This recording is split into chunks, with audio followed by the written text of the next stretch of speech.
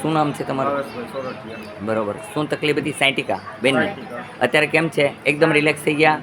મેં કીધું એ નિયમનું પાલન કરજો. બટેટા નહીં ખાવાના, બરોબર છે, અને કઠોળ નહીં ખાતા. કોઈ દિવસ સાયટિકા નહીં થાય.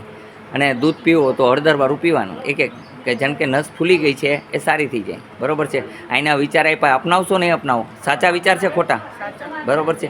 જે રસ્તો બતાવ્યો એ રસ્તે હાલશો તો કોઈથી દુઃખી નહીં થાવ. છોકરાઓને મોબાઈલ કમ રમવા દેવો. તમને કેમ છે? દ્વારકાથી આવ્યા છો, અમારા વતી દ્વારકાધીશને દર્શન કરજો. કેમ છે? તમને કેવું લાગ્યું? સારું લાગ્યું બેન? પગમાં, તળિયામાં, બળતરા, આ તે બધું સારું છે ને દીકરી? હા, બોલો જય હનુમાન. હા, હંમેશા હસતા રહ્યો. તમને કેમ છે? સારું છે. કમર માટે દવા લઈ લેજો એટલે કમરનો દુખાવો વયો જશે. હા, બોલો જય હનુમાન. નહીં ખાવાનું. બટેટા નહીં ખાવાના, કઠોળ નહીં ખાવાનું.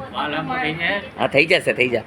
ભગવાન માથે ભરોસો કરો. લીમડાનો રસ પીજો, વાલ સારો થઈ જશે. વાળ ખરે છે ને?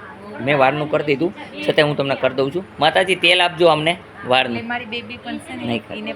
નહીં ખરે, કહી દીધું ને તમને. બસ. હા, બોલો જય હનુમાન. અહીંયા આવવા માટે આટકોટ, આટકોટથી ગરણી થોરખાંડ રોડ ઉપર આદેશ આશ્રમ આવેલો છે. અહીંનો સમય સવારે 9 થી 12, સાંજે 4 થી 6 છે.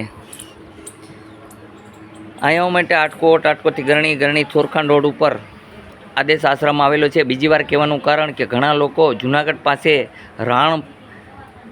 રાણપુર પહોંચી જાય છે. રાણપુર નહીં, રાણપર. આટકોટ પાસે આવવાનું પહેલાં તો આટકોટ આવી જવાનું. ક્યાં આવી જવાનું? આટકોટ. આટકોટથી તમને રસ્તો મળી જશે. પૂછો ને રાણપર જવું છે એટલે કોઈ પણ વ્યક્તિ તમને બતાવશે. એટલે તમે ખોટા આમ તેમ ગોતવા ન જવું પડે. હો ને? આદેશ.